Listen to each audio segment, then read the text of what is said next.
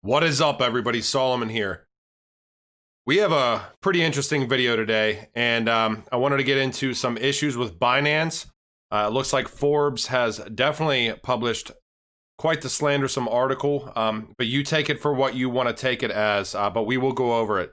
I also wanted to touch base on the acquisition of Ingenico by Worldline, which essentially creates the fourth largest player in payment services in the entire world in revenue. So if you see any scam ads on this video, please do not participate in those. Worldline has some interesting tie-ins, Equin's Worldline with XRP and some older documents. You may have seen them, you may have not. But if you're not aware, Worldline welcomed Ingenico. Basically, it was an acquisition, okay? Worldline is now set to further accelerate the development of the European payments industry, helping to transform the global digital payments ecosystem and advance the electronic payments revolution. Worldline is now the fourth largest player in payment services worldwide, with 20,000 plus employees and a physical presence in more than 50 countries. So this is, they're entitling this the new powerhouse in global payment services. Number one merchant acquirer in continental Europe, number one European payments processor, number 3 European provider of E&M payment solutions, number 4 large, you get it, right? This is the CEO. This is a message based on the announcement here. So I'll play this real quick. And through this strategic move, Worldline makes a decisive progress in executing its vision of creating a new powerhouse in the global payment ecosystem, with the momentum to take our group to the next level. Now, he talks about the payments revolution. He talks about digital, et cetera, nothing directly mentioning digital assets or anything like that. But I do very much so believe that they are going to be offering digital asset solutions in the very near future. We can see here from Equin's Worldline, they put out a document. This is a real document, clearing and settlement mechanisms, selected by the Dutch Payment Association. This is one of the more recent announcements through them. Dutch banks tap Equin's Worldline for instant payments. Now, clearing and settlement mechanism. But this is a document that they had put out. Equin's Worldline right here. Eliminating, and I understand there's a typo, but this is a very, very real document. You can go and find that if you want to find that. Eliminating central entities by creating new ones. This is banks embrace Ripple and move beyond testing to real-world transactions. Goal: slash the time and cost of cross-border settlement, not payment, but settlement. The method to achieve that goal: ditch the traditional sluggish model of using local currency accounts with correspondent banks. We can see the old model here: baht, yen, won, ruble, and forint. Instead, money is converted into the native Ripple currency, XRP. We can see all of these fiat national currencies flowing instantaneously through XRP here. Using blockchain, the first financial institution in Canada to complete an overseas payment in a matter of seconds. Without blockchain, that transaction would have taken 2 to 6 business days. This was a presentation by Equin's Worldline. They do have some other things here: multiple cross-border payment initiatives, DLT disruptive alternatives, e.g. Ripple, etc., etc. I actually have a good amount of Worldline and Equin's Worldline stuff on my Twitter account here, but that's the biggest one. Eliminating central entities by creating new ones. Now, they acquired Ingenico Group, okay? Ingenico, we can see here that they reported the first blockchain-based cross-border payments made. I have not seen technically that Ingenico is directly a Ripple client, but they do mention Ripple Net here, very much so, talking about SAP integration. And this is more so just for scope, okay? SAP and Ripple designed and built a proof of concept prototype in just 9 days. 9 days to prove how banks can improve the speed at which cross-border payments can be made. SAP provided its payment engine application and mobile user interface, while Ripple provided the underlying network for the transaction. The payment took 20 seconds to complete. Usually these transactions take anywhere from 2 to 6 days. Why do you think, if the technology exists right now, And this is back in 2016, I believe. Why do you think it's taking so long for these banking institutions, for all of these legacy institutions to adopt this? Do you think it's that they don't want to adopt it? Or do you think that they know that they're going to die once this is adopted if they have not caught up enough to be a part of this game? Because make no mistake about it, everything that's going on right now is 100% a game. All right, now this came out today about Binance. This is a Forbes article. I'm not going to read the entire thing. It's pretty long. Leaked Tai Chi document reveals Binance's elaborate scheme to evade Bitcoin regulators. We can see it's today. And this is Binance Holdings Limited, the world's largest cryptocurrency exchange, conceived of an elaborate corporate structure designed to intentionally deceive regulators and surreptitiously profit from crypto investors in the United States, according to a document thought to be created by its senior executives and obtained by Forbes. The 2018 document details plans for this is 2018, detailed plans for a yet to be unnamed United States company dubbed the Tai Chi entity. And they're talking about Binance US, I believe here, in an allusion to the Chinese martial art whose approach is built around the principle of yield and overcome, or using an opponent's own weight against him. While Binance appears to have gone out of its way to submit to United States regulations by establishing Binance US, the compliant subsidiary, an ulterior motive is now apparent. Unlike its creator, Binance.us, which is open to American investors, does not allow highly leveraged crypto derivatives trading, which is regulated in the United States. Now, this leaked document was believed to have been seen by Binance executives, is supposedly to be a bait and switch plan. While the then unnamed entity, which is now Binance US, set operations up in the United States to distract regulators with feigned interest in compliance, measures would be put in place to move revenue in the form of licensing fees and more to the parent company, Binance. All the while, potential customers would be taught how to evade geographic restrictions while technological workarounds were put in place. Obviously, CZ did not respond to this. This, I'm not going to sit here. Hold on, let me scroll up. Sorry about this. FBI and the IRS may be investigating.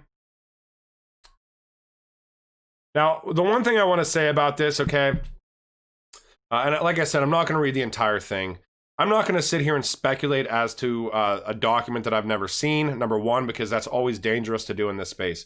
Number two, I will say that from a regulatory standpoint, it's pretty bad that we're still in 2020, almost in December, November, December right now, and we still don't have regulatory clarity. We've got this siloed, fragmented, piecemealed ecosystem of regulatory guidance, which is not regulatory guidance at all. We can see Ripple complaining about it and potentially threatening to move from the United States. So, if Binance made these moves within the current regulatory landscape and abided by all laws in setting up Binance US and doing everything else that they needed to do to not necessarily evade, but to CYA, cover their own ass, and try to have the best business model they could possibly have, I have zero issue with that. That being said, keeping digital assets on exchanges when you buy and invest in a cryptocurrency is never a good idea unless you are a trader and you're keeping the digital assets on that exchange that you are just solely trading at in that time frame. I try to take all of my stuff away from digital asset exchanges as soon as I purchase, but that's just my move. I hold long term, so you can look into this. So this just came out. I'm sure you will see plenty more videos on this as well. All right, now I wanted to touch base on this today again. I'm not talking down on Bitcoin. I could care less if you invest in Bitcoin or not. I believe personally that the valuation of Bitcoin in the short to medium term is going to go up. I have no idea what it's going to go up to. I'm sure that it's going to pass its all-time high, not financial advice. But, at some point, my opinion is just that utility has to usurp something that is very obviously struggling to still find utility with exception of the digital gold narrative. So average Bitcoin transaction fees rose to their highest level since 2018 this week. We can see that the fees are right down here. $5, I think, is what I saw earlier. $5.85. I think it rose up to $11 on October 28th. the fees, if you were not around for the bull run, to make one Bitcoin transaction during the bull run of late 2017, during the peak, to send a transaction, the average transaction fee was $47.75. And if I remember correctly, that really didn't matter how much Bitcoin you were trying to send. That was the fee. If I wanted to send $20, it was right around $40 to send it. So that does not make any sense whatsoever to me. But we can see the hash rate as well for unconfirmed transactions. This is called the mempool. Rose to the highest level since January 2018. Roughly 156,000 unconfirmed transactions waiting in the mempool. So for me, from an efficiency and a utility standpoint, this is concerning to me. Again, I'm not going to sit there and knock you for something that I believe is personally going to go up in value. But from a sustainability standpoint and from a long-term utility standpoint, I don't think Bitcoin. I think it's pretty clear that Bitcoin, from a utility standpoint, is not there. If you're going to go with the digital gold narrative, that's completely fine. But what happens to that narrative when Bitcoin is usurped by something that has more utility? So I'm curious where this all goes. Again, I am not knocking you for something that I also believe is going to go up in value. I just personally am here for the long term. And I believe that we're going to have 100x, even 1000x assets still. I don't know if Bitcoin's ever going to do 1000x again. I heavily doubt it. 100x I could maybe see if it stays around that much longer. Maybe 10x maybe. But if you're looking for like 60, 70 grand, whatever, not financial advice, I think Bitcoin is probably going to hit those valuations. I'm not a financial advisor. I don't give financial advice. At some point though, in my opinion, utility usurps all this stuff. So we can see here as well, this is Ripple and Binance shift 674.5 million XRP, while major Ripple Net client halves its remittance fees. I'm not going to talk about the XRP shifted because I don't care, because it's not affecting the price, and I only care about the price. But I do care about utility, and Ripple Net client Asimo, who we know is on-demand liquidity and XRP enabled, is basically about half, 2 times cheaper from what I've seen as all other remittance senders in the same competition. And this is through Australia here. So UK-based fintech Asimo, who is obviously XRP and on-demand liquidity, announced a new service which will introduce more affordable money transfers coming to Australia, according to an official press release. Interestingly enough, all new customers will receive 2 free transfers to the service. Service expected to appeal to Australia's large Chinese expatriate population. People sending money to China from Australia will benefit thanks to Asimo's integration with Alipay, the China-based payments platform. I tried to find in here if Asimo and I know Alipay ties in with Standard Chartered.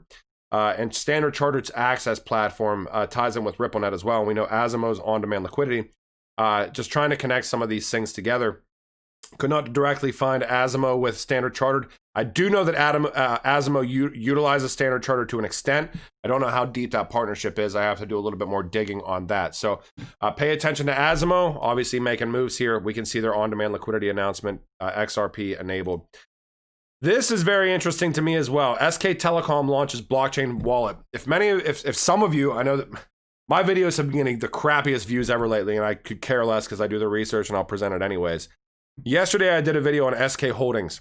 SK Telecom, I believe, is a subsidiary of SK Holdings. SK Holdings very much are tied in with Ripple, as well as Consensus. We know that yesterday, Consensus tied in with the Central Bank of France, one of the technology partners for the Central Bank of France for blockchain, stablecoins, et cetera, et cetera. SK Holdings, very much so tied in with Ripple. I presented this on my video yesterday. Coin as a service platform has been developed that can easily issue various regional currencies and gift certificates by utilizing Ripple's blockchain technology. Well, yesterday the Consensus Central Bank of France announcement came out. Now today we have SK Telecom launches blockchain wallet. Wow, what a coincidence, right? SK Telecom, the South Korean wireless telecommunications giant, with the approval of the Ministry of Public Administration and Security, has announced the launch of a new blockchain-based wallet for digital document storage. This major step could prompt South Korea to rapidly digitize state-issued documents. So I'm paying attention to SK Telecom. I'm obviously paying attention to the parent company SK Holdings, as well as Consensus and the Central Bank of France, all these initiatives across the board. This is just as huge as any of the other news that I presented today because this is in Wyoming as well, I believe. Kraken, as we all know, the exchange is now essentially a bank, offered a banking charter in Wyoming as of a month ago.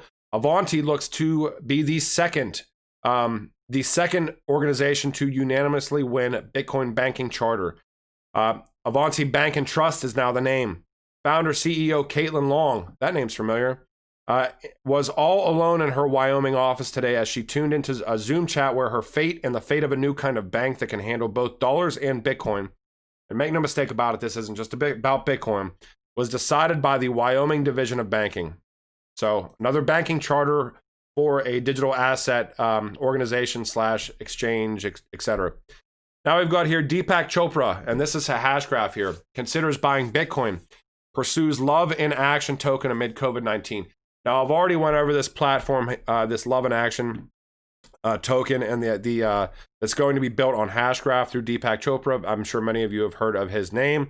I just wanted to basically say here, this is on Forbes, and it's a little bit of shedding a light on Hashgraph, hopefully here, or people that will actually look into this. Also, I saw somebody, I forget who tagged me on this, but formally verifying Hedera Hashgraph's stablecoin framework. This is QuantStamp. Obviously, QuantStamp has their own token. Very big into blockchain projects and the auditing of those. QuantStamp Labs, October 28th, 2020. So obviously there are quite a few initiatives to build stablecoins on Hashgraph. So I'm just as interested in that as well. If you are not aware, look into Hashgraph. They're a giant. QuantStamp, I actually think I held some QuantStamp back in 2018. Maybe I still do. I have to double check, but we can see down here that the background developers and organizations have multiple ways to approach smart contract scaling. Hedera Consensus Service here. Previously, Hedera discussed ways to explore tokenized assets on Hedera, including mapping an ERC20 token on Hedera's Consensus Service. Now, in this blog, they're applying the logic to update in the Hedera stablecoin GitHub repo. Hedera partnered with QuantStamp to build a Hedera Consensus Service-based stablecoin demo application and associated formal model to accelerate time to value for stablecoin issuers. You can go down here and read the approach. You can read the motivation behind doing this. Transactions per second here. That's Kabuto. That's not Hashgraph. The token implementation front-end model. Okay. Implementation. We defined a set of key roles necessary to deliver a decentralized and compliant stablecoin based on our current regulations, etc., building safer financial applications. I will read the ending paragraph here. The power of financial applications using blockchain, this is actually Hashgraph technology, is the ability to easily integrate with one another. However, without standardizing processes such as the implementation of stablecoins, financial applications using blockchain technology face higher security risks. By creating stablecoins through the Hedera Hashgraph framework, developers seeking to integrate Hedera Hashgraph stablecoins into their platforms have specific security guarantees that reduce complexity and create a predictable environment. For enterprises, this means it's easier for them to create safe and compliant stablecoins and easier for partners to safely incorporate their stablecoin into their own platforms. So I am very much so, I'm consistently paying attention to Hashgraph here. Layer 0 permission networks, Hedera native implementation. Extremely interesting stuff, and I'm a big fan of Hashgraph as well. So I hope you guys like this video. I was actually going to wear the Crypt Keeper mask from Tales from the Crypt, but it sounded like I was in an echo chamber, so nix that idea, right? But I think that the Worldline information is big as well, and again, if there's news tomorrow, I will present that accordingly. If not, I hope you guys have a fantastic weekend and a happy Halloween, okay? All right, later.